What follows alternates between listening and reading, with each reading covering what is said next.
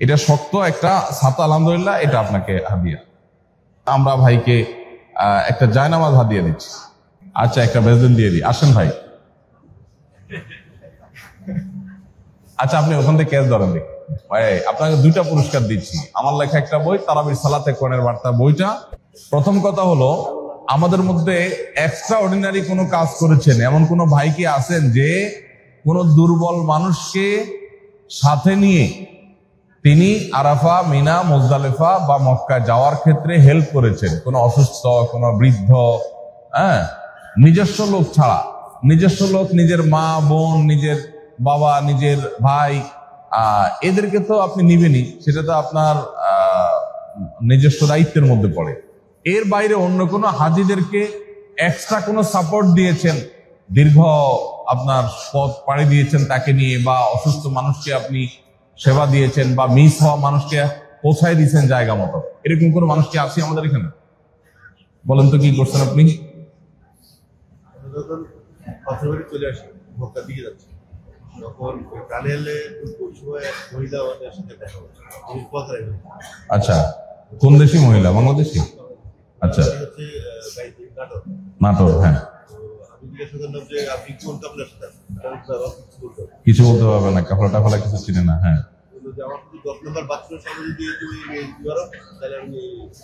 আচ্ছা,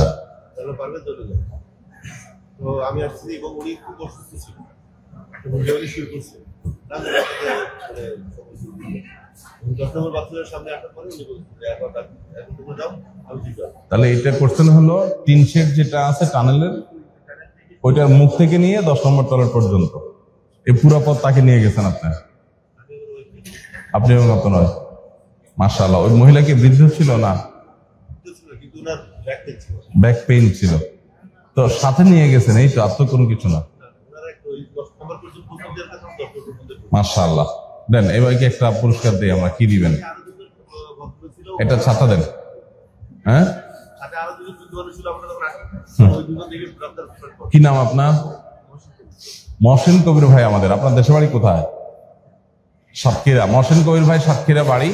ভাই একটা ভালো কাজ করেছেন, সেটা হলো যে নাটোরের এক ভদ্র মহিলার সাথে পাথর মেরে যাওয়ার সময় দেখা টানেলের মুখে তিনি তার গ্রুপের সব লোকজনকে হারাই ফেলছেন এবং খুব ভীত সন্ত্রস্ত হয়ে পড়েছেন।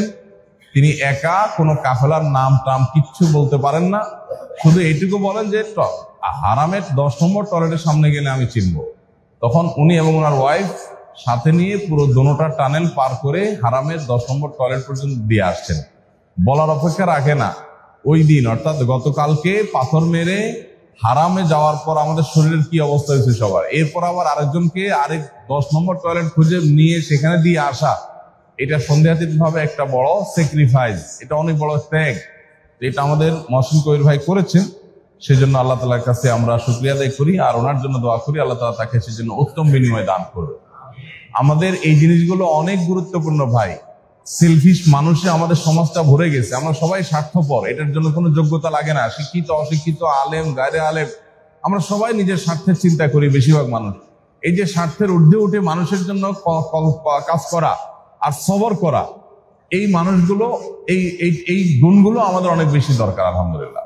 তো মহসিন কবির ভাই ছাতা যদিও কালকে ফ্রি কয়েকটা ছাতা পাইছেন অলরেডি ফাও, কিন্তু এই ছাতা আপনি পান নাই, যেটা আপনার মারার কাজও দিবে মানুষকে, আবার আপনার নিজের ঠেক দেওয়ার কাজও দিবে মানুষকে। তো আপনি প্রয়োজনে মারবেন না, ঠেকা পড়ে গেলে টেলে।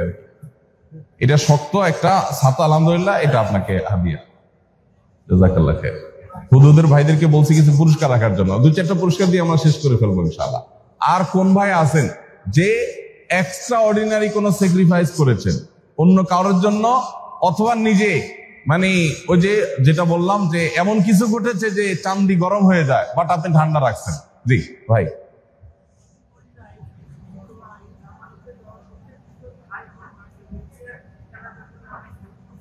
আমাদের সহযাত্রীদের মধ্যে আপনি এরকম কিছু, আমাদের এরকম কিছু গুণী মানুষের সাথে পরিচয় করান না?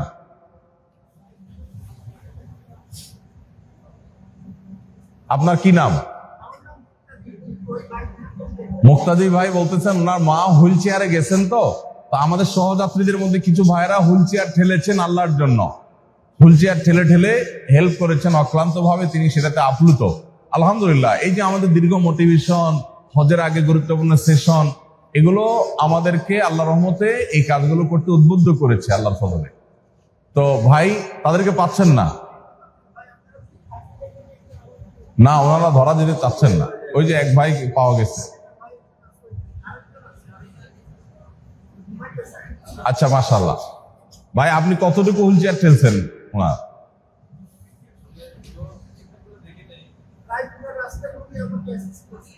প্রায় পুরো রাস্তায় অ্যাসিস্ট করেছেন। আপনাদের আগে থেকে দোস্তি টুস্তি আছে? দোস্তি টুস্তি কিছু নাই? মাশাআল্লাহ, দেন ভাইকে একটা পুরস্কার দিই। মাশাআল্লাহ। কি নাম ভাই আপনার? আসেন। মোজাম্মেল ভাই। মোজাম্মেল ভাই আমাদের সহযাত্রী আরেক ভাই, তার মুক্তাদি ভাই না? মুক্তাদি ভাইয়ের আম্মাজান অসুস্থ, তার মায়ের হুইল চেয়ার পুরো পথ হেল্প করেছেন, কখনো ঠেলেছেন, কখনো ধরেছেন। এই কাজটা আরো কিছু ভাইরা করেছেন। তো এই ভাই যেহেতু জেগে আছেন এবং উনি অনেক হেল্প করেছেন, আমরা ভাইকে একটা জায়নামাজ হাদিয়ে দিচ্ছি। জাযাকুমুল্লাহ খাইর। এই পুরস্কার, হ্যাঁ, ইন্না লিল্লাহি ওয়া ইন্না ইলাইহি রাজিউন। ভাইয়ের পা নিজেরটাই ফসকা পড়া, এরপর তিনি আরেকজনকে হেল্প করেছেন। এর মধ্যেও তার বিপদ, বাসে তার ভুলে ব্যাগ রয়ে গেছে। ব্যাগে খুব বেশি জিনিসপত্র, টাকা পয়সা ছিল। প্রথমটা হারামের লকারে রয়ে গেছে, এখান থেকে যাওয়ার পর হারামের লকারে রয়েছে। আল্লাহ, ওইটা হারাম থেকে আর ফেরত পাই নাই, কারণ অনেকক্ষণ ওয়েট করার পরও তারা দিতে পারে। পরে চাইতে হবে, পরে আরেকটা বিষে এখানে জন্য নিয়ে আসি। আমরা দুই নম্বর বাসে উঠছিলাম, আহারে সিঁড়িতে জানামাজ দিছে, ওইখানে বসছিলাম একদম কিশোর। আল্লাহ, ওই টয়লেট করে ব্যাগ রাখলাম। পরে 3 নম্বর বাস থেকে একজন এসে বললো যে বাসটা খালি, আপনারা এখানে চলে আসেন। তো আমরা 8-10 জন রওনা দিছি, যেহেতু রোড ওপেন হয়েছে ওইখানে নেমে গেছি, অ্যাবসেন্ট মাইন্ডেড রয়ে গেছি। ইন্না লিল্লাহি ওয়া ইন্না ইলাইহি রাজিউন। তা এখন লকারেরটা কি হবে? লকারটা পাবো যাওয়ার পরে।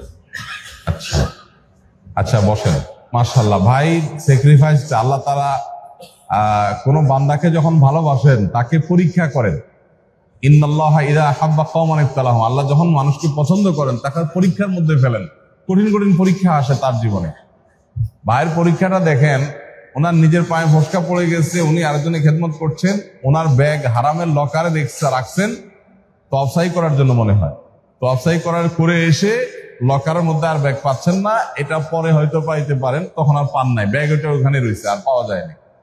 এরপরে আরেকটা ব্যাগ গোছা নিচে মিনা আনার জন্য, ওইটা আবার বাসে রয়ে গেছে, বাস চেঞ্জ করছে, ওইটা আর নামানো হয় না তাড়াহুড়ার মধ্যে। তাহলে 2টা ব্যাগ একদিনে মিসিং, অনেক বড় কঠিন কাজ। এখন শামস ভাই কই আছে না? খানা আনতে গেছে, পাওয়া যাবে না?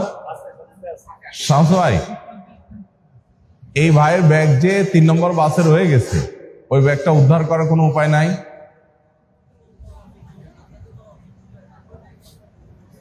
টিপু ভাইয়ের সাথে অলরেডি এটা নিয়ে কথা বলছে সাব্বির, উনি বলছেন নাকি সম্ভব না, কিন্তু আমার মনে হয় সম্ভব। কেন সম্ভব? এই বাসগুলো মক্কাতেই আছে। উনি বাসে মোবাইল দেখে পাইছে, ওটা অবশ্য সাথে সাথে ছিল। এখন ভাইয়ের ব্যাগটা, ওনাদের গাড়ি কোথায় আছে? বাস যদি মক্কার মধ্যেই থাকে, এখান থেকে যাওয়ার পরেও যদি হয়, যদি আমরা যে আনতে পারি, তাহলে সেক্ষেত্রে ভাই যে আনলো, চেষ্টাটা করি অন্তত, পাকার না পাক। হ্যাঁ, আচ্ছা যাক। তো আলহামদুলিল্লাহ, আর কোনো ভাই আছেন কিনা? আমরা শেষ করব, দেখি আমরা শুনি কারটা পছন্দ হয়। হ্যাঁ, আচ্ছা বলেন তো আপনি।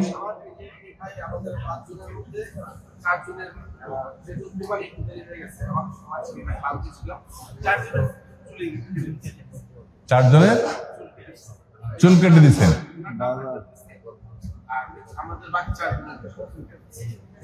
মাশাআল্লাহ মাশাআল্লাহ, আপনার রুমমেট, এটা স্যাক্রিফাইস, কিন্তু রুমমেটের প্রতি একটা দোস্তি হয়ে যায়, এটা পার্ট অফ আপনার ফ্যামিলি হয়ে যায়, যার কারণে রুমমেটরা একটু চুল কেটে দেওয়া, একটু হাত পা টিপে দেওয়া, এটা অস্বাভাবিক ব্যাপার না। এটা হজের মধ্যে, এই কষ্টের মধ্যে একে অন্যরে করে। তারপরেও ভাইটাকে আমি ছোট করে দেখছি না। ভাইকে একটা পুরস্কার দেই, একটা কিছু দাও না। আমাদের যে বই আছে না, দোয়ার বই আছে না, দোয়ার বই দেন ভাই। আচ্ছা, একটা বেজেন দিয়ে দিই। আসেন ভাই, আচ্ছা, আপনি ওখান থেকে ক্যাচ ধরেন দেখি। মাশাআল্লাহ ভাই, আপনার হ্যাঁ স্পাইন সার্জারিটা স্পাইন সার্জারি আচ্ছা স্ক্রু লাগানো আমার পুরো রাস্তা ঠিক আছে